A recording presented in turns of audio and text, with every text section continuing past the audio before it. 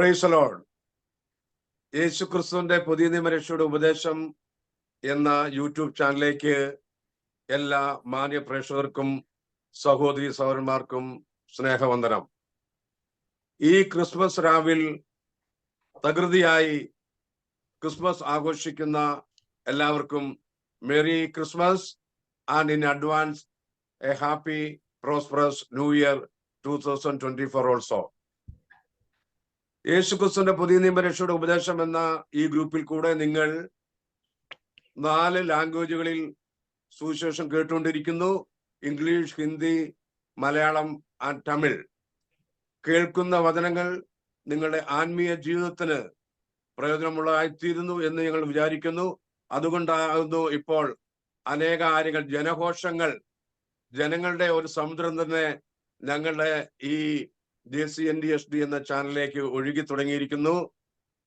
4 ലക്ഷത്തിൽ കൂടുതൽ വ്യൂവേഴ്സിനെ ഞങ്ങൾക്ക് ലഭിക്കാനിടയായി. തീർച്ചയായിട്ടും ഈ ഗ്രൂപ്പിൽ കൂടെ കേൾക്കുന്ന വചനങ്ങൾ ബൈബിൾ അവർ പരിശോധിച്ച് അത് സത്യമാണെന്ന് അറിഞ്ഞുകൊണ്ടാണല്ലോ അനേകർ ഈ പ്രോഗ്രാമിനെ സപ്പോർട്ട് ചെയ്തും ഞങ്ങളെ എൻകറേജ് ചെയ്യുന്നു വിശ്വസിക്കുന്നു.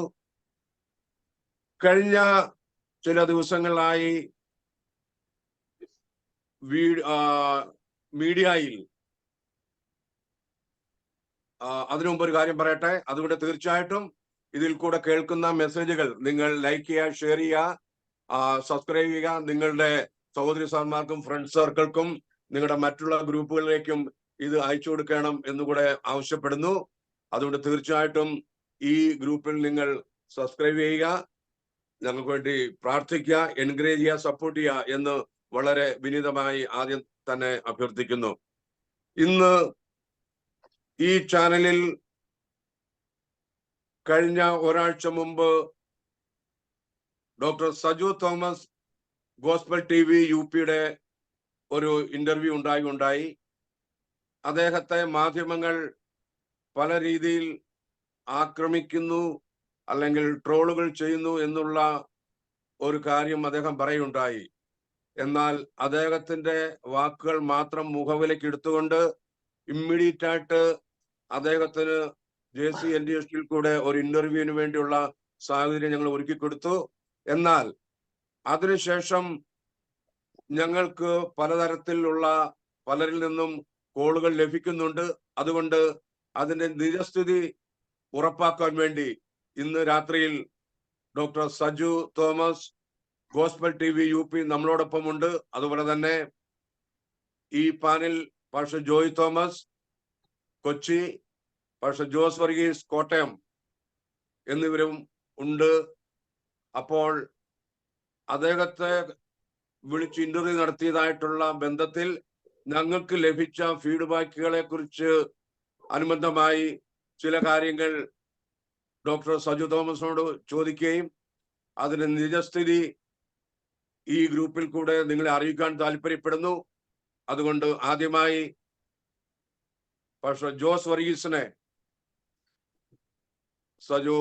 സജു തോമസുമായിട്ട് സംഭാഷണത്തിലേക്ക് ഏർപ്പെടുവാൻ ഞാൻ ആഹ്വാനം ചെയ്യുന്നു, അതിനുവേണ്ടി ഇൻവൈറ്റ് ചെയ്യുന്നു. Pastor Jose Varghese, please carry on.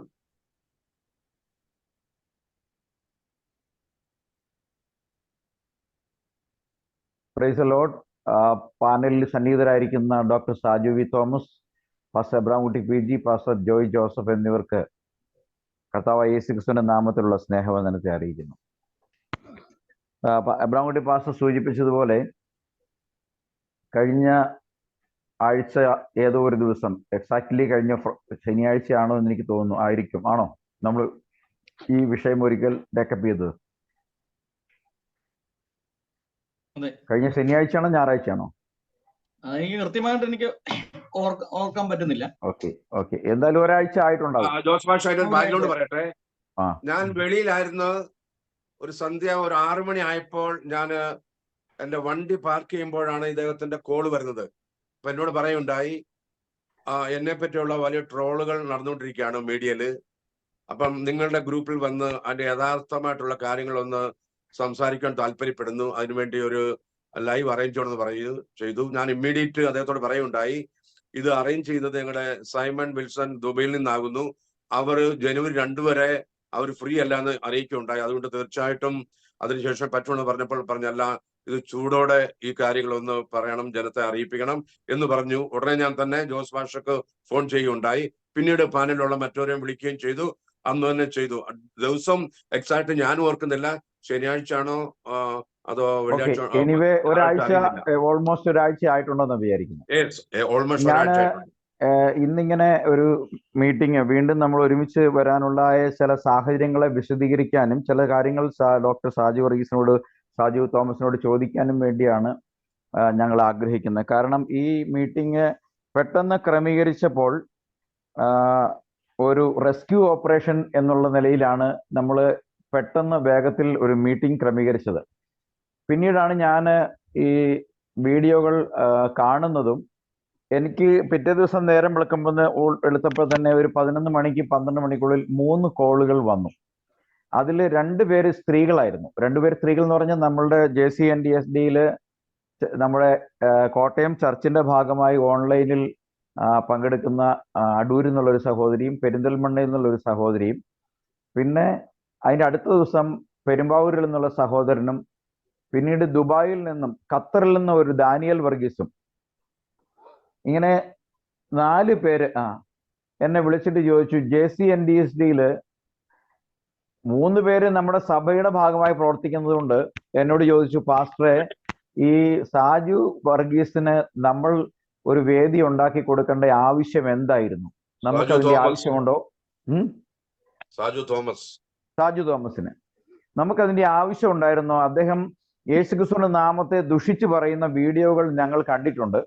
അപ്പോൾ ഞങ്ങൾ പറഞ്ഞു, അദ്ദേഹത്തിന് ഒരു ക്രിട്ടിക്കൽ പ്രശ്നം വന്നപ്പോൾ അദ്ദേഹത്തെ ക്രിസ്തുവിന്റെ സ്നേഹത്തിൽ കൈത്താങ്ങാകുക എന്നുള്ള ഒരു കാര്യമാണ്. അദ്ദേഹത്തിനെതിരെ ശക്തമായ ആക്രമണങ്ങൾ നടത്തുമ്പോൾ അദ്ദേഹത്തെ ഒന്ന് സംരക്ഷിക്കണം എന്നുള്ളത് നമ്മോട് ആവശ്യപ്പെട്ടതിന്റെ പ്രകാരമാണ് നമ്മളിത് ചെയ്തത് എന്ന് പറഞ്ഞു. തൊട്ടടുത്ത ദിവസം ഈ ദാനിയൽ വർഗീസ് എന്ന് പറയുന്ന ഒരു ബ്രദർ, ഇദ്ദേഹവും സാജു ബ്രദറിന്റെ വാട്സാപ്പ് ഗ്രൂപ്പിലൂടെയും സൂം മീറ്റിങ്ങിലൂടെയും ഇവർ തമ്മിൽ നിരന്തരമായി ചർച്ചകൾ നടത്തിയിട്ടുള്ള വ്യക്തിയാണ്. അപ്പൊ അദ്ദേഹം പറഞ്ഞു, JCNDSD-യുടെ വീഡിയോകളൊക്കെ ഞാൻ കാണുന്നത്, എൻ്റെ ഏകദൈവ വിശ്വാസത്തിലെ ചില സംശയങ്ങൾ പോലും ദൂരീകരിക്കപ്പെട്ടത് നിങ്ങളുടെ ജോയ് പാസ്റ്റർ സംസാരിച്ചപ്പോഴാണ്. എനിക്ക് യോഹന്നാൻ 1:1 കാര്യങ്ങൾ, ബാക്കിയുള്ള കാര്യങ്ങളെല്ലാം നിങ്ങൾ പറയുന്ന പോലെ ഞാൻ ആ ഏകദൈവത്തിൽ വിശ്വസിക്കുന്നതാണ്. അപ്പൊ ചില കാര്യങ്ങൾ എന്നെ സംശയങ്ങൾ പോലും മാറിയത് നിങ്ങളുടെ ചാനൽ സബ്സ്ക്രൈബ് ചെയ്ത് വീഡിയോ കാണാൻ തുടങ്ങിയതുകൊണ്ടാണ്. അപ്പം എന്തിനു വേണ്ടിയാണ് JCNDSD സാജു തോമസ് എന്ന് പറയുന്ന ആളെ നിങ്ങൾ ഇതിനകത്ത് കൊണ്ടുവന്നത്? എന്താണ് ഞാനിപ്പോ ഓപ്പണായിട്ട് പറയുക, എന്താണ് നിങ്ങളുടെ ഉദ്ദേശം? നിങ്ങൾ എന്തിനാണ് ഇങ്ങനെയുള്ള ആളുകളെ വിളിച്ച് ചെയ്തത്? നിങ്ങളെക്കുറിച്ച് വീഡിയോകൾ ചെയ്തിട്ടുള്ളത് അദ്ദേഹമല്ലേ? അദ്ദേഹം ആ നിലപാട് മാറ്റിയോ? അദ്ദേഹം ഏകദൈവ വിശ്വാസി ആയിട്ടുണ്ടോ? അദ്ദേഹം ഇപ്പോഴും തൃത്വമല്ലേ സംസാരിക്കുന്നത്? നിങ്ങൾ ലാസ്റ്റ് ചെയ്ത വീഡിയോ ഞാൻ കണ്ടു. അതിലും അദ്ദേഹം പറയുന്ന തൃത്വം അദ്ദേഹത്തിന് സംസാരിക്കാൻ കഴിയില്ല. ത്രിയേകത, ഇവൻ ട്രിനിറ്റേറിയൻസിന് ആർക്കും തന്നെ സംസാരിക്കാൻ കഴിയാത്ത ഒരു വിഷയമാണ്. അപ്പൊ എന്തുകൊണ്ട് നിങ്ങൾ അത് ചെയ്തു എന്ന് ചോദിച്ചു. അപ്പോൾ സ്വാഭാവികമായിട്ട് ഞാൻ ചില അന്വേഷണങ്ങൾ നടത്തിയപ്പോൾ ഈ ഡോക്ടർ സാജു തോമസ് നമ്മളോട് പറഞ്ഞത് അദ്ദേഹത്തിന്റെ ഭാര്യ അദ്ദേഹത്തെ ഇട്ടിട്ട് പോയി എന്നൊക്കെ പറഞ്ഞ കാര്യങ്ങൾ ശരിയാണോ എന്നറിയാൻ വേണ്ടി ഞാൻ ഈ 3 ക്രിസ്തീയ വിശ്വാസ സംരക്ഷകരും ട്രൂത്ത് ഫൈറ്റേഴ്സും അവരുടെയും അജി പോളിന്റെയും വീഡിയോകൾ പരിശോധിച്ചു.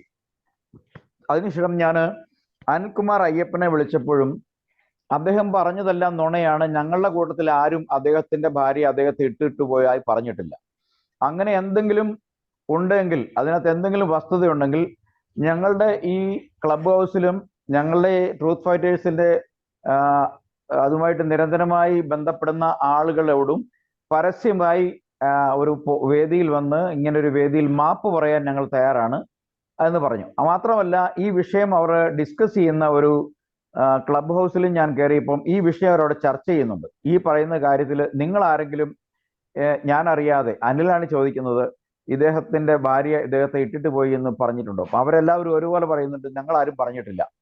മാത്രമല്ല അനിൽ പറയുന്നു, എൻ്റെ ഭാര്യയ്ക്കും, ഞാൻ വിചാരിക്കും നിങ്ങളുടെയും ഭാര്യമാർക്കും നമ്മളൊരു തെറ്റ് ചെയ്ത് കഴിഞ്ഞാൽ അപ്പൊ തന്നെ തിരുത്ത്, അത് പറയരുത് എന്ന് പറയുന്ന ഒരു സ്വഭാവം അവർക്കുണ്ട്. എൻ്റെ ഭാര്യയാണെങ്കിൽ ഇങ്ങനെയുള്ള ഒരു സന്ദർഭം വരുമ്പം അവിടെ ഇരിക്കുന്ന അടുത്ത വ്യക്തിയെ വ്യക്തിപരമായ പരിചയം ഉണ്ടെങ്കിൽ അപ്പൊ തന്നെ പറയും അനിൽ അത് ചെയ്ത് ശരിയായില്ല. അല്ലെങ്കിൽ ആ വ്യക്തിയായിട്ട് വലിയ അടുപ്പമില്ലെങ്കിൽ അദ്ദേഹം പോയി കഴിഞ്ഞാൽ ഉടനെ എന്നോട് പറയാറുണ്ട്, അനിൽ പറഞ്ഞ തെറ്റാണ്, തിരുത്തണമെന്ന് പറയാറുണ്ട്. അത്രയും സ്വാതന്ത്ര്യം ഞങ്ങളുടെ ഭാര്യമാർക്ക് ഞാൻ കൊടുത്തിട്ടുണ്ട്. അപ്പോ തെറ്റ് എന്തെങ്കിലും ഉണ്ടെങ്കിൽ ഇങ്ങനെ സംസാരിക്കുന്നത് നിങ്ങളുടെ കൂട്ടത്തിലോ എൻ്റെ കൂട്ടത്തിലോ ആരെങ്കിലും ഇങ്ങനെ സംസാരിച്ചിട്ടുണ്ടോ എന്ന് ചോദിച്ചപ്പോൾ അവർ ഒരുപോലെ പറഞ്ഞു, നമ്മൾ ആരും അദ്ദേഹത്തെ വ്യക്തിപരമായി ഒന്നും പറഞ്ഞിട്ടില്ല. അപ്പോൾ എനിക്ക് വളരെ ഈ 4 കോളുകളും പിന്നെ ഞാൻ കണ്ട വീഡിയോകളും പിന്നെ ഈ അനിലുമായിട്ട് സംസാരിച്ച സ്ഥലത്ത് ഇതിന്റെ അടിസ്ഥാനത്തിലും എന്നെ സംബന്ധിച്ചിടത്തോളം എനിക്ക് പിന്നീട് പലരും അയച്ചു തന്ന വീഡിയോ ക്ലിപ്പുകളും ഓഡിയോ ക്ലിപ്പുകളും നമ്മൾ കേട്ടപ്പോൾ JCNDSD-യിൽ സാജു തോമസ് എന്ന് പറയുന്ന ഈ ദേവദാസിനെ വിളിച്ച് നമ്മളൊരു വീഡിയോ ചെയ്തത് JCNDSD ചെയ്യാൻ ചെയ്യേണ്ടാത്ത ഒരു കാര്യമായിരുന്നു. അദ്ദേഹം പറഞ്ഞതുപോലെ ആപത്തിൽ പെട്ടുകിടക്കുന്ന ഒരു വ്യക്തിയെ സഹായിക്കുക എന്നുള്ളതായിരുന്നില്ല. അതിലൊരു വൈറ്റ് വാഷിങ്ങിന്റെ ഒരു ഭാഗം ഉണ്ട്, ഒരു എലിമെന്റ് ഉണ്ട് എന്നുള്ളതാണ് എനിക്ക് എൻ്റെ പ്രാഥമിക അന്വേഷണത്തിൽ മനസ്സിലായത്. ഞാൻ ഏതെങ്കിലും ഒരു ആളെ കുറ്റപ്പെടുത്താൻ വേണ്ടി പറയുകയല്ല. നമ്മളും നമ്മുടെ മെയിൻ ഒബ്ജക്റ്റീവ് കർത്താവായ യേശുക്രിസ്തുവിനെ ഉയർത്തുക, യേശുക്രിസ്തു നാമത്തിലുള്ള സ്നാനത്തെ പ്രസംഗിക്കുക, യഥാർത്ഥ അപ്പസ്തോലിക ഉപദേശപ്രകാരമുള്ള 1-ാം നൂറ്റാണ്ടിലെ സഭയുടെ ഈ കാലഘട്ടത്തിലെ ഒരു മോഡലായി പ്രവർത്തിക്കുക. അതിൻ്റെ ഭാഗമായിട്ട് നമുക്ക് വളരെ മുന്നോട്ട് പോകാൻ കഴിഞ്ഞിട്ടുണ്ട്. കാരണം നമ്മൾ ഇന്നുവരെയും ഈ 4 ലക്ഷം വ്യൂവേഴ്സും 2000-ലധികം നമുക്ക് സബ്സ്ക്രിപ്ഷനും ഉണ്ടായിട്ട് നമ്മൾ ഇതുവരെ ചാനൽ മോണിറ്റൈസ് ചെയ്തിട്ടില്ല.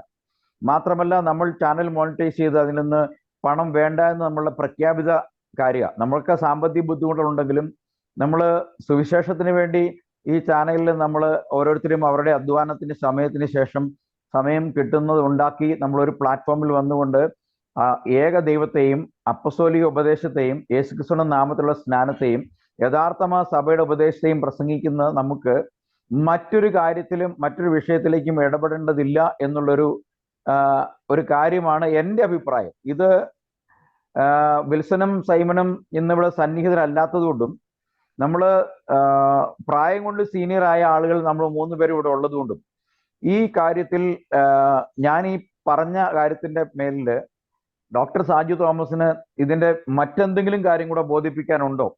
ഇല്ലെങ്കിൽ നിശ്ചയമായും നമ്മൾ നമ്മുടേതായ ഒരു ഉറപ്പുള്ള സ്റ്റാൻഡിലേക്ക് നമ്മൾ വരണം എന്നുള്ളതാണ് എൻ്റെ അഭിപ്രായം. ഇത് ഡോക്ടർ സാജു തോമസ് അദ്ദേഹത്തിന്റെ ഭാഗത്തിൽ എന്തെങ്കിലും ശരിയായ എവിഡൻസോടുകൂടി തെളിയിക്കാനുണ്ടെങ്കിൽ അദ്ദേഹം കൊണ്ടുവരട്ടെ. നമ്മൾ കേട്ടതും നമ്മളോട് ആളുകൾ സംസാരിച്ചതും അതിനും അപ്പുറമായ ചില സത്യങ്ങൾ അദ്ദേഹത്തിന്റെ ഭാഗത്തുണ്ടെങ്കിൽ നിശ്ചയമായും ആ സത്യങ്ങൾ പറയാൻ അദ്ദേഹത്തിന്റെ അവസരം കൊടുക്കുക എന്നുകൂടിയാണ് ഇതിന്റെ ഉദ്ദേശം. അല്ലാത്ത പക്ഷം നമ്മൾ സംസാരിച്ചതിന് ശേഷം എൻ്റെ ഒരു അഭിപ്രായം പറയുകയാണ്, JCNDSD ഒരു പബ്ലിക് അപ്പോളജി നടത്തണം. നമ്മൾ ഇന്ന കാര്യത്തിൽ നമ്മൾ ചെയ്ത കാര്യം, നമ്മൾ കാര്യങ്ങളെ സംബന്ധിച്ച് വേണ്ടത്ര അറിവില്ലാത്തത് ചെയ്തതാണ്. അതുകൊണ്ട് നമ്മൾ അന്ന് വരെ ചെയ്തുള്ള കാര്യങ്ങൾ നമ്മൾ പിൻവലിക്കുന്നു, അത് നമ്മൾ അന്നത്തെ കാര്യങ്ങളെ ഡിസോൺ ചെയ്യുന്നു എന്ന് പറയണം എന്നുള്ളതാണ് എൻ്റെ അഭിപ്രായം. പിന്നെ എന്നേക്കാൾ ഈ കർത്താവിൻ്റെ ശുശ്രൂഷയിൽ എന്നേക്കാൾ പ്രായം ചെന്നവരും വർഷങ്ങൾ എന്നേക്കാൾ കൂടുതൽ സീനിയോറിറ്റി ഉള്ള ദേവദാസന്മാർ ഇരിക്കെ അങ്ങനെ ഒരു പ്രഖ്യാപനം എൻ്റെ ഒരു സജഷനായി മാത്രം ഞാൻ പറയാൻ ആഗ്രഹിക്കുന്നുള്ളൂ. മറ്റുള്ള മറ്റു കാര്യങ്ങളൊന്നും ഇനി ഇപ്പോൾ ഈ ഒരു ഘട്ടത്തിൽ എനിക്ക് പറയാനില്ല. ഞാൻ നിങ്ങൾ സംസാരിക്കാൻ വേണ്ടി നിങ്ങൾക്ക് സമയങ്ങൾ വിട്ടുതരിക. ഓഫ് കോഴ്സ് മോഡറേറ്റ് ചെയ്യുന്ന ദേവദാസൻ ഇത് കാര്യങ്ങൾ ചോദിക്കുകയോ സംസാരിക്കുകയോ ചെയ്യാം എന്നുള്ളതാണ് എൻ്റെ അഭിപ്രായം. Okay, thank you pastor Josorius for your കമന്റ്സിന് നന്ദി. തീർച്ചയായിട്ടും ഈ ഡോക്ടർ സജു തോമസിനെ പബ്ലിക് ട്രോൾ ചെയ്യുമ്പോഴും പിന്നെ പരിഹസിക്കുമ്പോഴും അദ്ദേഹത്തെ സപ്പോർട്ട് ചെയ്തത് ആദ്യമായിട്ട് പാസ്റ്റർ ജോയ് ജോസഫ് ആണ് കൊച്ചിയിലെ. അദ്ദേഹം തന്നെ പറയുണ്ടായി, ഈ പല ആരോപണങ്ങളും ആക്ഷേപങ്ങളും കേട്ടപ്പോൾ ആദ്യമായി JCNDSD-യിലെ ജോയ് ജോസഫ് ആണ് അതിനൊരു സഹായമായിട്ട് പോസിറ്റീവായിട്ട് പറയുണ്ടായി. അതുകൊണ്ട് തീർച്ചയായിട്ടും പാസ്റ്റർ ജോയ് ജോസഫിന് എന്തെങ്കിലും ആ വിഷയത്തെ കുറിച്ച് സംസാരിക്കാം എന്ന് ഞാൻ അഭിപ്രായപ്പെടുന്നു.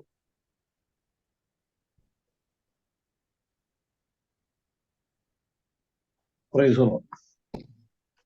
Price the Lord.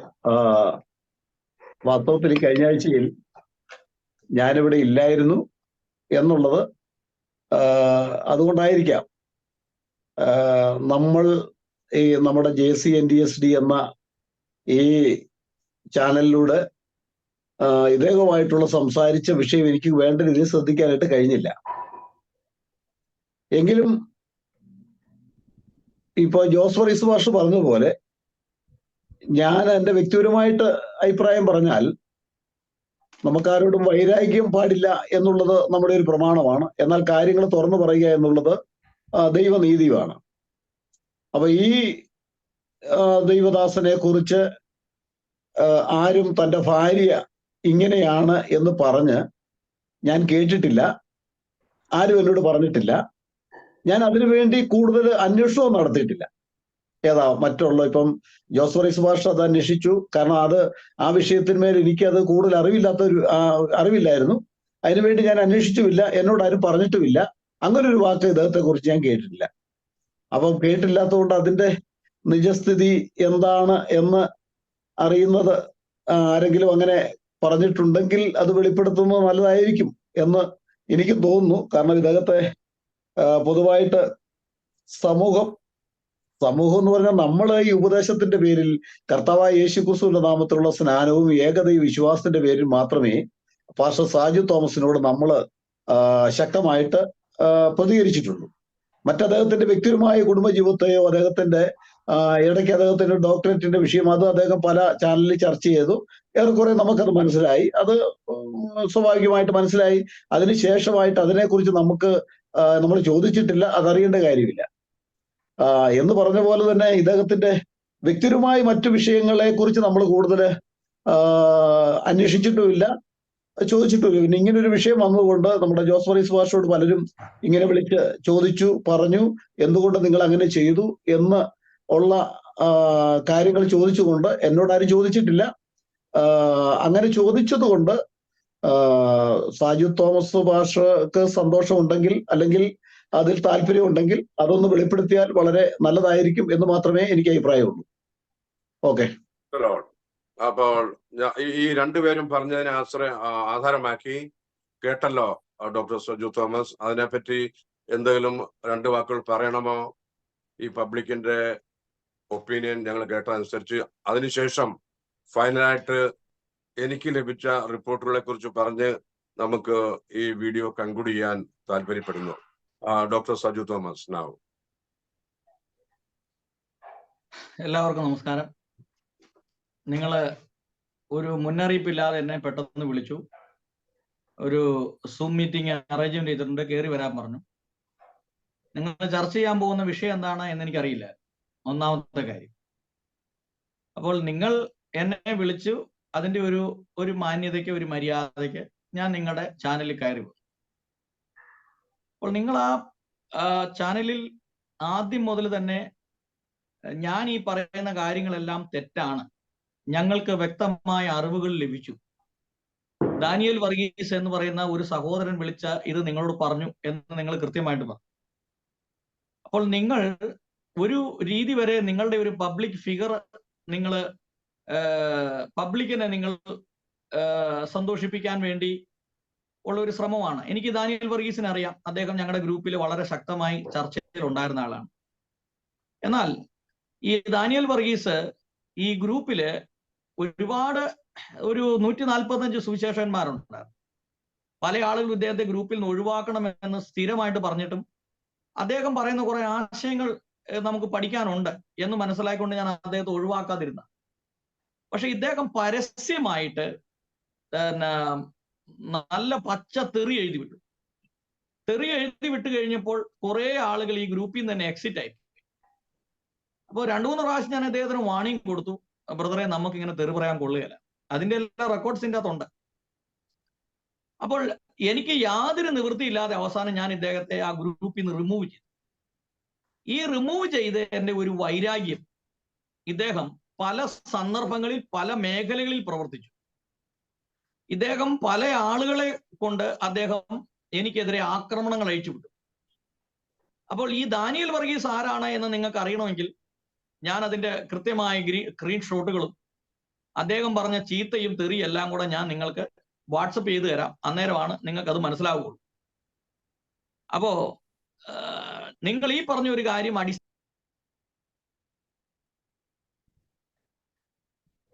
ഓഡിയോ ഇല്ല.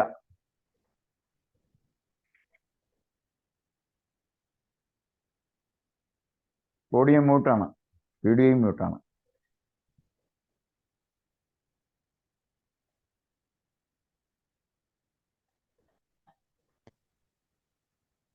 അപ്പൊ ഇദ്ദേഹം പറഞ്ഞ കാര്യം തീർത്തും അടിസ്ഥാനരഹിതമാണ് എന്ന് ഞാൻ പറയാൻ ആഗ്രഹിക്കുന്നു. അല്ലെങ്കിൽ അദ്ദേഹം എന്നോട് നേരിട്ട് സംസാരിക്കട്ടെ.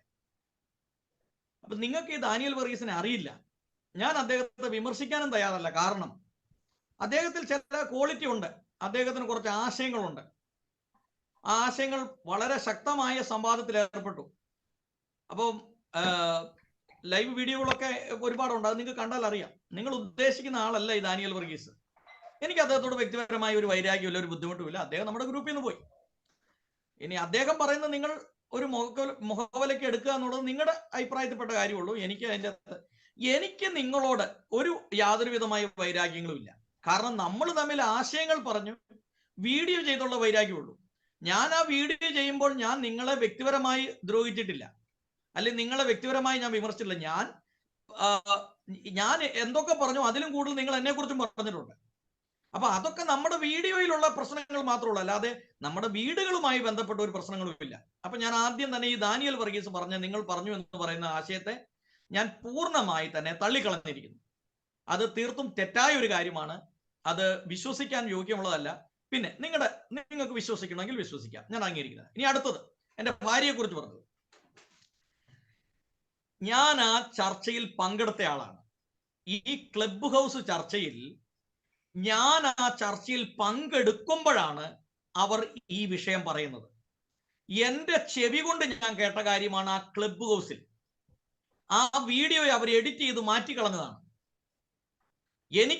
നിങ്ങൾ ആലോചിച്ച് നോക്കി, ഒരാളുടെ ഭാര്യയെ കുറിച്ച് ആവശ്യമില്ലാതെ പറഞ്ഞു എന്ന് ഒരു വ്യക്തിക്ക് പറയേണ്ട ആവശ്യമുണ്ടോ? ഞാൻ എത്ര ഹൃദയവേദനയോടുകൂടിയാണ് ആ വാക്ക് നിങ്ങളോട് പറഞ്ഞത്. നിങ്ങളത് മുഖവിലയ്ക്ക് എടുത്തില്ല.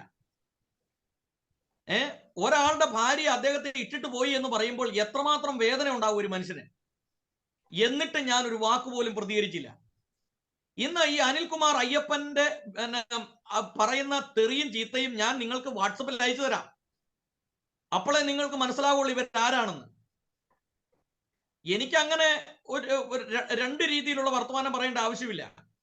എന്റെ ചെവി കൊണ്ട് ഞാൻ കേട്ട കാര്യമാണ്. ക്ലബ് ഹൗസിൽ ഞാൻ ചർച്ചയ്ക്കിരിക്കുമ്പോഴാണ് അവരെ ഇത്രയും ആളുകൾ കൂടി ഈ വിഷയം പറയുന്നത്. അവരത് എഡിറ്റ് ചെയ്ത് പിന്നീട് അത് അപ്ലോഡ് ചെയ്തപ്പോൾ മാറ്റിക്കളഞ്ഞാണത്. നിങ്ങളത് മനസ്സിലാക്കണം. അതുകൊണ്ട് അവരത് പറഞ്ഞു എന്ന് എനിക്ക് കൃത്യമായിട്ട് അറിയാം. അതിനെ പല ആളുകളും അതിൻ്റെ അകത്തിട്ട് എന്നെ കളിയാക്കി. ഈ എബൻ എന്ന് പറയുന്ന വ്യക്തി പറഞ്ഞാണ്, ഇത്രയ്ക്ക് ചീഞ്ഞ ഒരുത്തനാണോ ഈ സാജു തോമസ്, നമുക്ക് അവനെ വിട്ടുകളയാം, ഇങ്ങനെയുള്ള ചീഞ്ഞ കാര്യമൊന്നും നമുക്ക് പറയണ്ട എന്ന് പറയുന്ന വാക്കും കൂടെ ഉണ്ട്. നിങ്ങൾ അവരുടെ എത്ര വീഡിയോ കണ്ടാലും ഇത് വലിയ കേസാകുന്ന കേസാണ്. ഞാൻ നിയമപരമായി മൂവ് ചെയ്താൽ ഇവനൊക്കെ അകത്തു പോകും. ഞാൻ ആഗ്രഹിച്ചതാ. ഞാൻ എൻ്റെ ഭാര്യയുടെ അമ്മയെ കൊണ്ട് ഞാൻ കേസ് കൊടുക്കാൻ ഞാൻ പദ്ധതി ഇട്ടതാ. പക്ഷെ പിന്നെ ഞാൻ ഓർത്ത് നമുക്ക് തന്നെ നാണക്കേടാണല്ലോ എന്ന് ഓർത്ത് ഞാനിത് പറഞ്ഞില്ല.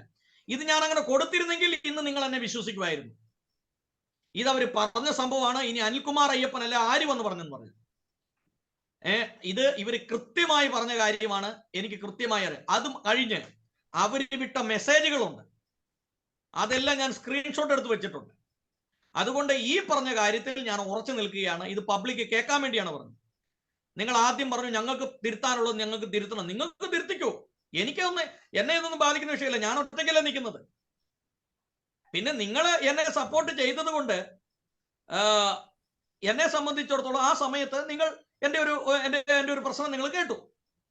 ആ ഒരു വിഷയം മാത്രമേ ഞാനുമായിട്ട് ബന്ധപ്പെട്ടുള്ളൂ. അല്ലാതെ ഇനി വരുന്ന എൻ്റെ എല്ലാ പ്രശ്നങ്ങളും എന്നെ സപ്പോർട്ട് ചെയ്യാൻ നിങ്ങൾക്ക് സാധിക്കില്ല. കാരണം അത്രയും വലിയ പ്രശ്നമാണ് ഞാൻ ഫേസ് ചെയ്തുകൊണ്ടിരിക്കുന്നത്.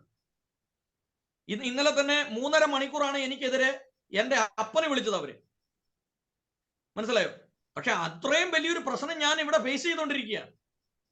അപ്പൊ അതിന്റെ ഇടയ്ക്ക് ഞാൻ ഈ പറഞ്ഞ ആശയങ്ങൾ ഇപ്പൊ നിങ്ങളെ 3 പേര് വിളിച്ചു, 4 പേര് വിളിച്ചു. ബ്രദറെ, ഞാൻ പറയുന്നത് നമ്മൾ ഒരു വീഡിയോ ചെയ്യുമ്പോൾ പബ്ലിക് എന്താണ് കാണുന്നത്? ഞാൻ യേശു നാമക്കാർക്കെതിരെ സംസാരിച്ചു, അതല്ലേ കേൾക്കുന്നേ.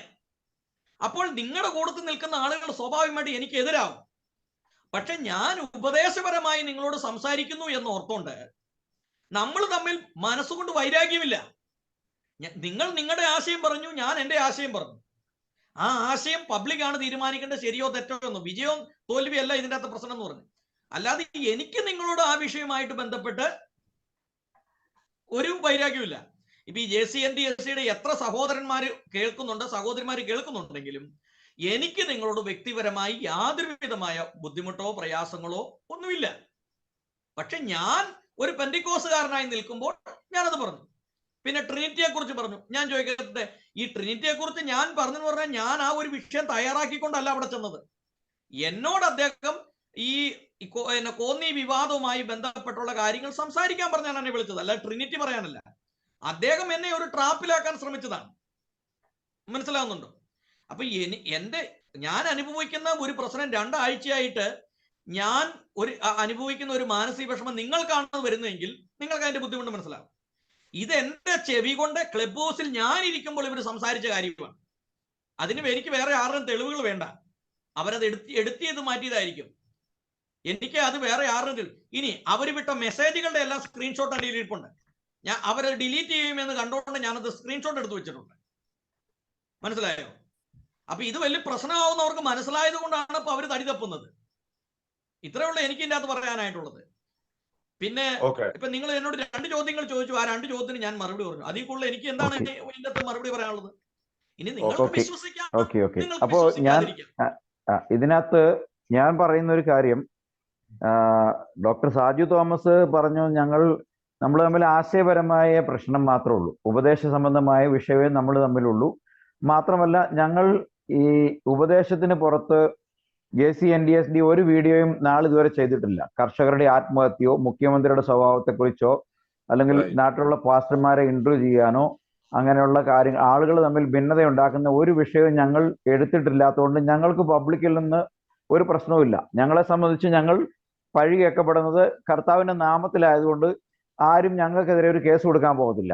എൻ്റെ അഭിപ്രായത്തിൽ ഡോക്ടർ സാജു തോമസ് കർത്താവ് ഏൽപ്പിച്ചിട്ടുള്ള ജോലി കൂടാതെ വേറെ പല ജോലിയും ചെയ്ത് അതിന്റെ ഭാഗമായിട്ട് കിട്ടിയതാണ് ആ പ്രശ്നങ്ങളൊക്കെ. അപ്പോൾ ആ പ്രശ്നങ്ങളുടെ പേരിൽ താങ്കൾ അനുഭവിക്കുന്ന 2-3 ആഴ്ചയായി കേൾക്കുന്നത് എല്ലാത്തിൻ്റെയും സ്വന്തമായിട്ട് ഒരു ഒരു ഒരു തിരിഞ്ഞു നോക്കി സ്വന്തത്തിലേക്ക് തിരിഞ്ഞു നോക്കി കഴിഞ്ഞു കഴിഞ്ഞാൽ അതിന്റെ പലതിൻ്റെയും ഉറവിടം സാജു ബ്രദർ ആവശ്യമില്ലാത്ത പല കാര്യങ്ങളും എടുക്കാൻ പോയതും ആവശ്യമില്ലാത്ത കാര്യങ്ങൾ ഇടപെട്ടതുകൊണ്ടും ആയിരിക്കും. കാരണം ആ കോന്നി വിഷയത്തിലും അവിടെ പോയി സംസാരിച്ച പാസ്റ്റർമാർക്ക് കഴിവില്ല, ഞാനായിരുന്നെങ്കിൽ ഉത്തരം പറഞ്ഞേനെ എന്ന് തുടങ്ങിയിടത്താണല്ലോ, അവിടെ ഒരു ശകല ഈഗോ വർക്കൗട്ട് ചെയ്തിടത്താണല്ലോ പാസ്റ്ററെ വിളിച്ച് അവർ ഇന്റർവ്യൂ ചെയ്യുകയും പാസ്റ്റർക്ക് ആ പല കാര്യങ്ങൾക്ക് ഉത്തരം പറയാൻ കഴിയാതെ വന്നു. എന്നെ വിളിച്ച് തയ്യാറെടുപ്പില്ലാതെയാണ് ഞാൻ വന്നതെന്ന് പറയേണ്ടിയൊക്കെ വന്നത്. പിന്നീട് അത് ഡെവലപ്പ് ചെയ്തിട്ടാണല്ലോ സോഷ്യൽ മീഡിയ പ്ലാറ്റ്ഫോമുകളിലേക്കും ക്ലബ് ഹൗസിലേക്കും എല്ലാം ഇത് ചർച്ചയായിട്ട് പോയത്. അപ്പൊ എൻ്റെ ഒരു അഭിപ്രായത്തിൽ നമ്മൾ ചെയ്തത് ജോ ഹോഗയ സോ ഹോഗയ. നമ്മൾക്ക് സുവിശേഷം വിട്ട് ഒരാളെയും നമ്മുടെ ചാനലിൽ പ്രൊമോട്ട് ചെയ്യേണ്ട. രോഗികളോ മറ്റവരൊക്കെ ഉണ്ടെങ്കിൽ അവരെ സപ്പോർട്ട് ചെയ്യാനുള്ള കാര്യങ്ങൾ നമുക്ക് വേണമെങ്കിൽ ആലോചിച്ച് ചെയ്യാം. പക്ഷേ ഉപദേശ സംബന്ധമായി യേശുക്രിസ്തുവിന്റെ നാമത്തെയോ യഥാർത്ഥ ഏക സത്യതയോ വിശ്വാസത്തെയോ അപ്പസ്തോലന്മാരുടെ ഉപദേശത്തെയോ 1-ാം നൂറ്റാണ്ടിലെ ചർച്ചിന്റെ പാറ്റേണിനെയോ അംഗീകരിക്കാത്ത യാതൊരാളുമായും ഉള്ള ഭൗതികമായ അവരുടെ പ്രശ്നങ്ങളിൽ അവരുണ്ടാക്കിയ വിഷയങ്ങളിൽ ഇടപെടാൻ പാടില്ല എന്നാണ് എൻ്റെ അഭിപ്രായം. ഇത് JCNDSന്റെ അഭിപ്രായമല്ല, ജോസ് വർഗീസ് എന്ന വ്യക്തിയുടെ അഭിപ്രായമാണ്.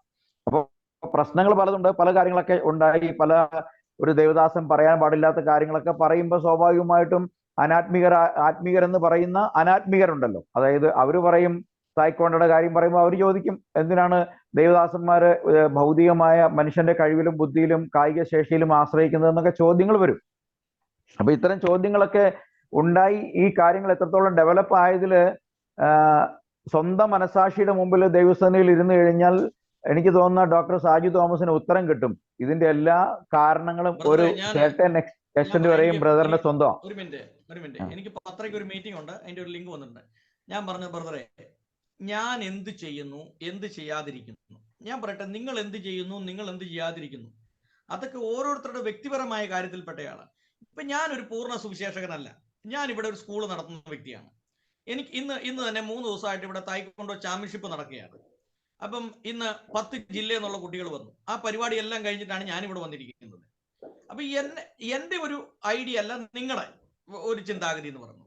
മനസ്സിലായോ? നിങ്ങൾക്ക് നിങ്ങളുടെ ചാനലിൽ എന്നെ ഇന്റർവ്യൂ ചെയ്തത് ഒരു ബുദ്ധിമുട്ടായി തോന്നിയെങ്കിൽ നിങ്ങൾക്ക് അത് ഡിലീറ്റ് ചെയ്യാം. അത് നിങ്ങളുടെ അധികാരത്തിൽപ്പെട്ട കാര്യമാണ്. ഡിലീറ്റ് ചെയ്യുന്നില്ല, ഞങ്ങൾ അത് ഒരു പബ്ലിക് അപ്പോളജി നടത്താൻ പോവാ.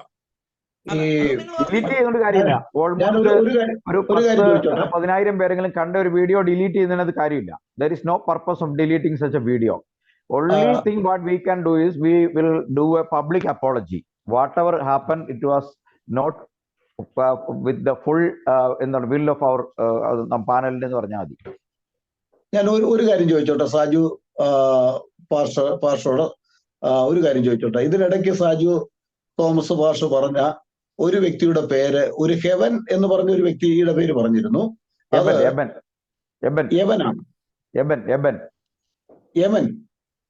EBEN.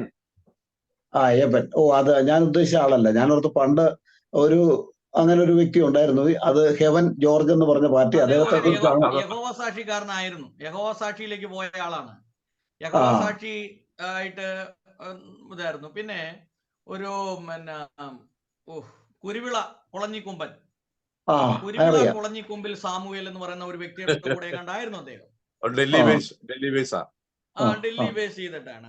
കുരുവിള കുളഞ്ഞിക്കൊമ്പൻ എന്ന ഒരു വ്യക്തിയുടെ കൂടെയായിരുന്നു.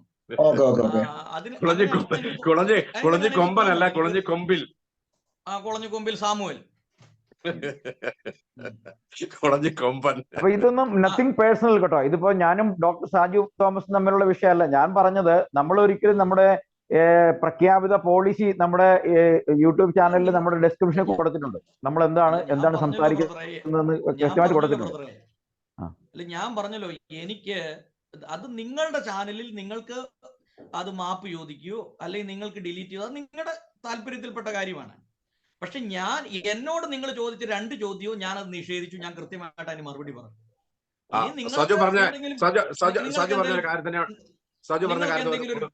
ഞാൻ ചോദിക്കട്ടെ, നിങ്ങൾക്ക് എന്തെങ്കിലും ഒരു ഭീഷണി വന്നിട്ടുണ്ടാവാം, അല്ലെങ്കിൽ നിങ്ങളെ ആരെങ്കിലും വിളിച്ച് ഭീഷണിപ്പെടുത്തിയിട്ടുണ്ടാവാം. അതായിരിക്കും നിങ്ങളത് ഒരു ഭീഷണിയില്ല. പക്ഷെ എന്തിനു വേണ്ടി നമ്മളിത് ചെയ്തു, നമുക്കതിന്റെ ആവശ്യം ഉണ്ടായിരുന്നോ എന്ന് ചോദിച്ചു നമ്മളുടെ വെൽവിഷേഴ്സ്. ഇപ്പോൾ ഈ സാജു വർഗീസിനെ ഞാൻ 9 മണിക്ക് വിളിച്ചു. നിങ്ങളുടെ ഫോൺ ബന്ദ് ചെയ്തിരിക്കുന്ന അനൗൺസ്മെന്റ് വന്നു. പിന്നീട് ഞാൻ വാട്സാപ്പിൽ വിളിച്ചു, റിങ് ചെയ്തു. അപ്പൊ നിങ്ങൾ എടുത്തില്ല. പിന്നെ മെസ്സേജ് അയച്ചു. അതിനുശേഷമാണ് ഞാൻ ലിങ്ക് അയച്ചത്. അപ്പം നിങ്ങൾ എന്നെ ഇമ്മീഡിയറ്റ് ആയിട്ട് ഒരു ഷോർട്ട് നോട്ട്സിലാണ് വിളിച്ചെന്ന് പറഞ്ഞ പോലെ തന്നെ ആകുന്നു. അതൊരു ആരോപണത്തോടു കൂടി തന്നെയാണ് സാജു ബ്രദർ എൻട്രി ചെയ്തത്. ഇപ്പോൾ അങ്ങനെയെങ്കിൽ അന്നത്തെ ദിവസം എന്നെ വിളിക്കുമ്പോൾ ഞാൻ വെളിയിൽ നിന്ന് വന്ന് കാർ സ്റ്റാർട്ടാക്കി പാർക്ക് ചെയ്തതിന് മുമ്പാണ് നിങ്ങളുടെ കോൾ വന്നത്. ഇമ്മീഡിയറ്റ് നമുക്കിത് പെട്ടെന്ന് ചെയ്യണമെന്ന് പറഞ്ഞപ്പോൾ അത് പെട്ടെന്ന് ഞാൻ ശിരസാഭിച്ചുകൊണ്ട് എല്ലാവരെയും അറിയിച്ചു, ഉടനെ ചെയ്തു. അപ്പോൾ അതുപോലെയുള്ള ഒരു ഷോർട്ട് നോട്ട്സ് പറയാനൊന്നും അങ്ങനെയല്ല. ഓരോരോ കാര്യങ്ങൾ ഓരോരോ സമയത്ത് നമ്മൾ ചെയ്യണമല്ലോ. എന്നോട് സജു എന്ന് പറയുണ്ടായി, നമുക്ക് ചൂടോടുകൂടി ഇതങ്ങ് ചെയ്യണം എന്ന് പറയുണ്ടായപ്പോൾ ഞാൻ എല്ലാം വിളിച്ചു. അവര് പറഞ്ഞു ജനുവരി 2 വരെ നമുക്ക് പറ്റുകയില്ല എന്ന് പറഞ്ഞപ്പോൾ, അല്ല ഇത് ചൂടോടുകൂടി തന്നെ ഇതിനൊരു പബ്ലിക്കിൽ ഒരു അവയർനെസ് കൊടുക്കണമെന്ന് പറഞ്ഞപ്പോൾ ഞാൻ നമ്മുടെ ആ ഫ്രണ്ട്ഷിപ്പ് കൊണ്ട് ഇമ്മീഡിയറ്റ് എല്ലാവരെയും വിളിച്ചു അത് ഒരു വീഡിയോ നടത്തുകയുണ്ടായി. എന്നാൽ ഇപ്പോൾ അതിനുശേഷം ഇപ്പോൾ സജു വന്നല്ലോ, സംസാരിച്ചല്ലോ, നിങ്ങളുടെ 10:30 മീറ്റിംഗിലേക്ക് നിങ്ങൾക്ക് കടന്നു പോകാം, കുഴപ്പമില്ല. ഇത്ര നിങ്ങൾ പറയാനുള്ള പറഞ്ഞല്ലോ.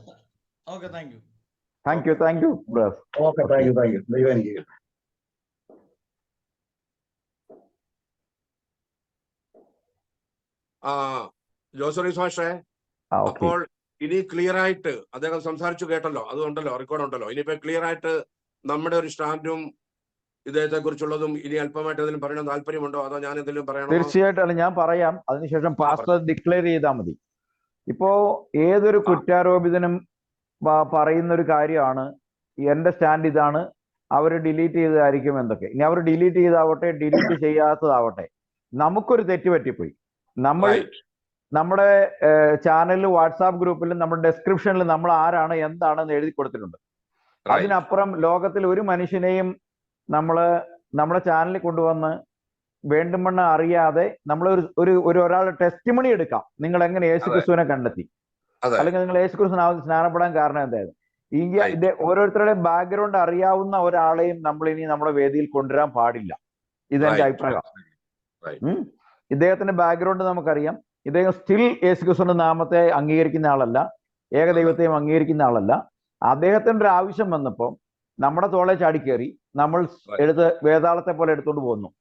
അപ്പോ അത് അനാവശ്യമാണെന്നും അസമയത്താണെന്നും നമ്മൾ തിരിച്ചറിഞ്ഞതുകൊണ്ട് നമ്മൾ അത് അന്ന് നടത്തിയ വീഡിയോ നമുക്ക് നമ്മുടെ അഭ്യുദയകാംക്ഷികളെന്നും യേശുക്രിസ്തുവിനെ സ്നേഹിക്കുന്നവരെന്നും ഏകദൈവ വിശ്വാസികളുമായ നമ്മുടെ സഹോദരങ്ങളിൽ നിന്ന് ഈ വീഡിയോ ചെയ്യേണ്ടിയിരുന്നില്ല എന്നുള്ള നമ്മളെ വിളിച്ചറിയിച്ചതിന്റെ അടിസ്ഥാനത്തിൽ ഞങ്ങൾ ഇതുമായി ബന്ധപ്പെട്ട അന്വേഷണങ്ങൾക്കൊടുവിൽ ഞങ്ങൾ ആ വീഡിയോ തിടുക്കപ്പെട്ട് ചെയ്തതാണെന്നും അത് അനവസരത്തിലും അനാവശ്യമാണെന്നും മനസ്സിലാക്കിയതുകൊണ്ട് ഞങ്ങൾ അന്ന് അദ്ദേഹത്തെ താങ്ങാൻ ഇടയായ എല്ലാ സാഹചര്യങ്ങൾക്കും ഞങ്ങൾ പബ്ലിക് അപ്പോളജി ചെയ്യുന്നു എന്ന് പറഞ്ഞ് അവസാനിപ്പിച്ചു.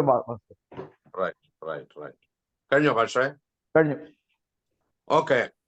ഈ ലൈവ് ശ്രവിക്കുന്ന എല്ലാ മാന്യ സഹോദരി സഹോദരന്മാർക്കും ഞങ്ങളുടെ ഒരു പ്രാവശ്യം കൂടെ സ്നേഹം നന്ദി അറിയിക്കുന്നു. Doctor Saju Thomas gospel TV UP എന്നുള്ള ഒരു വ്യക്തി ഒരാഴ്ച മുമ്പ് ഒരു ഈവനിങ്ങില് തകൃതിയായി എന്നെ ഫോൺ വിളിച്ചു പറയുണ്ടായി, അദ്ദേഹത്തിനെ പബ്ലിക്കായിട്ട് ട്രോൾ ചെയ്യുന്നു, കളിയാക്കുന്നു. അപ്പൊ അതിൽ നിന്ന് ഒരു സത്യാവസ്ഥ ജനങ്ങളെ അറിയിക്കുവാൻ നിങ്ങളുടെ ചാനൽ എനിക്ക് സംസാരിക്കണമെന്ന് പറഞ്ഞു. ഞാൻ പറഞ്ഞു അതിപ്പോ ഉടനെ പറ്റിയല്ല, ജനുവരി 2 വരെ ഞങ്ങളുടെ സഹോദരന്മാരായിരിക്കുന്ന വിൽസൺ സൈമൺ അവരാണ് ഇത് ചെയ്യുന്നത്, അവരിപ്പോൾ എൻഗേജ് ആയിരിക്കുന്നു, അതുകൊണ്ട് പറ്റിയില്ലെന്ന് പറഞ്ഞപ്പോൾ ഡോക്ടർ സജു തോമസിനോട് പറഞ്ഞു നമുക്ക് ചൂടോടുകൂടെ ഇതൊന്ന് ജനത്തെ അറിയിക്കണം എന്ന് പറഞ്ഞിട്ടാണ് പെട്ടെന്ന് തന്നെ JCNDSD അദ്ദേഹം പറഞ്ഞ കാര്യം മുഖവിലേക്ക് എടുത്തുകൊണ്ട് അദ്ദേഹവുമായിട്ട് ഒരു സംവാദം, ഒരു ഇന്റർവ്യൂ ഞങ്ങൾ ഇവിടെ ചെയ്തത്. എന്നാൽ തീർച്ചയായിട്ടും അദ്ദേഹത്തിന്റെ പേഴ്സണൽ സംസാരത്തിൽ അദ്ദേഹം പറഞ്ഞ് ഞങ്ങൾ വിശ്വസിച്ചു. ഞങ്ങൾ JCNDയുടെ അഡ്മിൻ അങ്ങ് ദുബൈയില്, ബോംബെയില്, കൊച്ചിയില്, കൊല്ലത്ത്, എറണാകുളത്ത്, കോട്ടയം എന്നിങ്ങനെയുള്ള സ്ഥലങ്ങളിൽ വിശ്വസിക്കുന്നുണ്ട്. ഞങ്ങൾ ഒരു ദൈവവിശ്വാസികളായതുകൊണ്ടും ഒരുവൻ പറയുന്നത് അത് സത്യവാസ ആയിരിക്കും എന്ന് ഞങ്ങൾ വിചാരിച്ചുകൊണ്ട് ഞങ്ങൾ സത്യവാദികളും യേശുക്രിസ്തുവിനെ കുറിച്ച് മാത്രം പറയുന്നവരും ആയതുകൊണ്ട് അദ്ദേഹത്തിന് ഒരു ചാൻസ് കൊടുത്തു. എന്നാൽ അദ്ദേഹത്തിന്റെ കുറ്റങ്ങളെ മറ്റുള്ള ഒരാൾ വന്നിരിക്കുന്ന ലൈനിൽ വന്നല്ലോ ഇപ്പം, അദ്ദേഹത്തിന്റെ കുറ്റങ്ങളെ കവർ ചെയ്യാൻ വേണ്ടി JCNDSD എന്നുള്ള പ്ലാറ്റ്ഫോം അദ്ദേഹം ഉപയോഗിക്കുകയും ഞങ്ങൾക്ക് യാതൊരു വിധത്തിലും അതിന്റെ ബാക്ക്ഗ്രൗണ്ട് അറിയാത്തത് കൊണ്ട് അദ്ദേഹം പറഞ്ഞ കാര്യങ്ങളെല്ലാം ഒരുവനെ സപ്പോർട്ട് ചെയ്യണം എന്നുള്ള ഒരു വ്യവസ്ഥ ബൈബിളിൽ ഉള്ളത് കൊണ്ട് ഞങ്ങൾ അങ്ങനെ ചെയ്തു. എന്നാൽ തീർച്ചയായിട്ടും അദ്ദേഹം പറഞ്ഞ കാര്യങ്ങൾ സത്യാവസ്ഥ ഉള്ളത് കൊണ്ടാണ് അനേകര് പാസ്റ്റർ ജോസ് വർഗീസിനെ വിളിച്ചു പറഞ്ഞു അദ്ദേഹത്തെ ഒരിക്കലും JCNDSD പ്ലാറ്റ്ഫോമിൽ കൊണ്ടുവരാൻ പാടില്ലാത്തായിരുന്നു. മാത്രമല്ല എന്നോടും പലരും അമേരിക്കയിൽ നിന്നും ഗൾഫിൽ നിന്നും നാട്ടിൽ നിന്ന് വിളിച്ചു, നിങ്ങളുടെ JCNDSD ഗ്രൂപ്പ് എന്ന് പറയുന്നത് അത് അപ്പോസ്തലന്മാർ പ്രസ്താവിക്കുന്ന അതേ സത്യങ്ങൾ വിളിച്ചുന്ന ഗ്രൂപ്പിൽ ഈ തൃത്വ ബന്ധുക്കോസുകാരനായ ഈ തൃത്വവാദിയെ നിങ്ങൾക്കെതിരായി സംസാരിച്ച ഇദ്ദേഹത്തിന് എന്തിന് നിങ്ങൾ ചാൻസ് കൊടുത്തു എന്ന് പറഞ്ഞു ഞങ്ങൾ എന്നെ ശാസിക്കുകയുണ്ടായി. അതുകൊണ്ട് കേൾവിക്കാരറിയുന്നത് പോലെ ഞങ്ങൾ ഈ സുവിശേഷത്തിന് വിപരീതമായി പ്രൈവറ്റ് ആയിട്ടോ മറ്റുള്ള മേഖലകളിൽ സംസാരിക്കുന്ന ഒരു വിഷയങ്ങളിലും ഞങ്ങൾ തൽപരരല്ല, ഞങ്ങൾക്ക് ഇൻട്രസ്റ്റ് ഇല്ല. ഞങ്ങളോ അപ്പോസ്തലന്മാർ പറയുന്ന പോലെ ക്രൂശിക്കപ്പെട്ട ക്രിസ്തുവിനെ പ്രസംഗിക്കുന്നു. ഞങ്ങളുടെ സുവിശേഷത്തിൽ ഒരുവൻ രക്ഷിക്കപ്പെടണം, സ്നാനപ്പെടണം, ദൈവസഭയോട് ചേരണം. ഇതാണ് ഞങ്ങളുടെ മെയിൻ ഉപദേശങ്ങൾ നിങ്ങൾ കേട്ടുകൊണ്ടിരിക്കുന്നത്. അതുകൊണ്ടാണല്ലോ ജനസമുദ്രമായിട്ട് ഒഴുകിക്കൊണ്ടിരിക്കുകയാണ് ഇപ്പൊ ഞങ്ങളുടെ ഗ്രൂപ്പിലേക്ക് അനേകര് സത്യം പറയാൻ വേണ്ടി ഒഴുകിക്കൊണ്ടിരിക്കുക. ഒരു എന്താ പറയുന്നത്, ഒരു നദി ഒഴുകുന്നത് പോലെ JCNDSഡിലേക്ക് ആളുകൾ ഒഴുകിക്കൊണ്ടിരിക്കുന്നു സത്യങ്ങൾ കേൾക്കുവാൻ. അതുകൊണ്ട് തീർച്ചയായിട്ടും ഇദ്ദേഹത്തെ പറ്റി ഒരു സ്റ്റഡി നടത്താതെ ഇദ്ദേഹത്തിന്റെ വായിൽ കൂടി വന്ന അതേ വാചകങ്ങൾ മാത്രം മനസ്സിലാക്കി സത്യം എന്ന് മനസ്സിലാക്കി ഞങ്ങൾ അദ്ദേഹത്തെ കുറിച്ച് സപ്പോർട്ട് ചെയ്ത എല്ലാ കാര്യങ്ങളും ഈ വീഡിയോ മുഖാന്തരമായി ഞങ്ങൾ പിൻവലിക്കുന്നു. JCNDSഡിലെ കേൾവിക്കാർക്ക് അത് മുഖാന്തരമായി ഞങ്ങളിൽ അർപ്പിച്ച വിശ്വാസം കേട് പറ്റാതിരിക്കാൻ വേണ്ടി ഞങ്ങൾ തീർച്ചയായിട്ടും ഇദ്ദേഹവുമായി നടത്തിയ ആ ഇന്റർവ്യൂ ഞങ്ങൾ നിങ്ങളോട് അപ്പോളജി ചോദിക്കുന്നു. We are asking our apology for giving a chance to doctor Saju Thomas in our JCNDSD live channel. ഇത് പറയുമ്പോൾ തന്നെ അദ്ദേഹവുമായിട്ട് പേഴ്സണലി ഞങ്ങൾക്ക് യാതൊരു പ്രശ്നവുമില്ല. ഞങ്ങൾ അദ്ദേഹത്തിന്റെ പ്രശ്നങ്ങൾ അറിയുവാനോ മറ്റുള്ള കാര്യങ്ങൾ അറിയുവാനോ ആരുടെയും ഞങ്ങൾ ആഗ്രഹിക്കുന്നവരല്ല. ഞങ്ങളുടെ ഒരൊറ്റ എയിമാണ്, ഞങ്ങൾക്ക് ജീവിക്കുന്നതിനായ യേശു ക്രിസ്തുവിനെ കുറിച്ച് പറയണം. അവനാണ് രക്ഷകൻ, അവൻ മാത്രമാണ് ദൈവം, അവന്റെ നാമത്തിൽ മാത്രമേ പാപമോചനമുള്ളൂ. ആ യേശു നാമത്തിലെ സ്ഥാനത്തിന് മാത്രമേ ഒരുവന്റെ പാപങ്ങൾ കളയാൻ സാധിക്കുള്ളൂ, ഒരുവന്റെ പാപങ്ങൾ മോചിക്കുക ചെയ്യുകയുള്ളൂ എന്നുള്ള ഈ മെസ്സേജാണ് JCNDSD കൂടെ ഞങ്ങൾ അറിയിച്ചുകൊണ്ടിരിക്കുന്നത്. പിന്നെ അദ്ദേഹം പറഞ്ഞ ഒരു കാര്യം കൂടെ പറയാൻ നിങ്ങൾ കേൾക്കണമേ. അദ്ദേഹം പറഞ്ഞു, ലോകത്തിൽ ഇതുവരെ ആരും തൃത്വം തെളിയിച്ചിട്ടില്ല. അദ്ദേഹം പലരുടെയും വീഡിയോകൾ കണ്ടു, അവരാരും തൃത്വം തെളിയിച്ചിട്ടില്ല എന്ന് അദ്ദേഹം പറഞ്ഞു. മാത്രമല്ല അദ്ദേഹവും പറഞ്ഞു അദ്ദേഹത്തിനും തൃത്വം തെളിയിക്കാൻ സാധ്യമല്ല, പറ്റുകയില്ലെന്ന് പറഞ്ഞു. അങ്ങനെയെങ്കിൽ കേൾവിക്കാരായിരിക്കുന്ന നിങ്ങൾ മനസ്സിലാക്കുക, തൃത്വത്തിനെതിരായിട്ട് ഞങ്ങൾ സംസാരിക്കുന്ന അത് എത്രയോ സത്യപരമായിട്ടുള്ള അവസ്ഥയാണ്. ഒരു പ്രാവശ്യം കൂടെ ഞങ്ങൾ ഈ വീഡിയോയിൽ കൂടി ഇപ്പോൾ നിങ്ങളോട് ചോദിക്കാണ്, തൃത്വം തെളിയിക്കാൻ ഈ യൂണിവേഴ്സിൽ ആർക്കെങ്കിലും ധൈര്യമുണ്ടെങ്കിൽ JCNDSD ചാനലിൽ വരിക. അത് തെളിയിക്കാനുള്ള അവസരം നിങ്ങൾക്കുണ്ടാകും. പിതാവിന്റെയും പുത്രന്റെയും പരിശുദ്ധാത്മാവിന്റെ നാമത്തിൽ നടന്ന ഒരു സ്നാനം ബൈബിൾ കൂടെ തെളിയിക്കാൻ ആർക്കെങ്കിലും സാധിച്ചാൽ അങ്ങനെയുള്ളവരെയും ഞങ്ങൾ വെല്ലുവിളിക്കുന്നു. നിങ്ങൾക്ക് അതിന് സ്വാതന്ത്ര്യമുണ്ട്. എന്താണ് ഇത് പറയാൻ കാര്യം? എല്ലാവരും അറിയുന്നത് പോലെ, സജു തോമസും പറഞ്ഞതുപോലെ, ഇദ്ദേഹം കോട്ട് ചെയ്തൊരു വ്യക്തിയാണ് അനിൽ കൊടിത്തോട്ടം. ആ അനിൽ കൊടിത്തോട്ടം ഷാർജയിലെ ഒരു മെസ്സേജിൽ പറയുണ്ടായി, തൃത്വം ആരും തെളിയിച്ചിട്ടില്ല, ഇനി ആർക്കും തെളിയിക്കാൻ പറ്റുകയെന്ന് പറയുന്ന ഒരു വീഡിയോ ഇതിനു ശേഷം നിങ്ങൾക്ക് കാണാം. അപ്പോൾ അതിന്റെ അർത്ഥം എന്താണ്? ഈ പറഞ്ഞ പണ്ഡിതന്മാർക്കൊന്നും തൃത്വം എന്ന ഈ ദുരുപദേശം തെളിയിക്കാൻ കഴിയുകയില്ല എന്നാണ് അതിന്റെ അർത്ഥം. അതുകൊണ്ട് എന്നെ കേൾക്കുന്ന മാന്യ ശ്രോതാക്കളെ, സഹോദരി സഹോദരന്മാരെ, എത്രയും വേഗം തൃത്വം എന്ന ദുരുപദേശം, ഇത് പുരാണത്തിലെ ശിവൻ എന്ന് പറഞ്ഞ ഒരു ദൈവം അവന്റെ കഴുത്തിൽ ഒരു മൂർഖനെ, ഒരു സർപ്പത്തെ ചുറ്റിയിരിക്കുന്ന പോലെയാണ് ഈ തൃത്വം എന്ന ഉപദേശം എന്ന് മനസ്സിലാക്കി ആ സർപ്പത്തെ എറിഞ്ഞു കളയുക. പൗലോസിന്റെ കയ്യിൽ ഒരു അണലി കടിച്ചപ്പോ കുടഞ്ഞു കറഞ്ഞ പോലെ തൃത്വമായിരിക്കുന്ന ആ ദുരുപദേശം ഒരു സർപ്പത്തെ പോലെ നിങ്ങളെ ചുറ്റി, നിങ്ങളെ വരിഞ്ഞു മുറുക്കി, നിങ്ങളെ ശ്വാസം മുട്ടിക്കുന്ന ഒരു ദുരുപദേശമാണ് ഈ തൃത്വം എന്ന് മനസ്സിലാക്കിക്കൊണ്ട് എത്രയും വേഗം അത് വിട്ട് ഏകസത്യ ദൈവത്തിലേക്ക് വരുവാനും പാപങ്ങളുടെ മോചനത്തിനു വേണ്ടി യേശുക്രിസ്തുവിന്റെ നാമത്തിൽ സ്നാനപ്പെട്ട് ദൈവസഭയോട് ചേരുവാനും നിങ്ങളെ ആഹ്വാനം ചെയ്തുകൊണ്ട് ഈ വീഡിയോ ഇവിടെ ഉപസംഹരിക്കുന്നു. കേട്ട എല്ലാവരും അനുഗ്രഹിക്കട്ടെ. ഞങ്ങളുടെ വീഡിയോ സബ്സ്ക്രൈബ് ചെയ്യുക, എൻകറേജ് ചെയ്യുക, അതുപോലെ ഷെയർ ചെയ്യുക എന്നുകൂടെ ഓർപ്പിക്കുന്നു. ദൈവം എല്ലാവരും ധാരാളമായി അനുഗ്രഹിക്കട്ടെ. Price the Lord.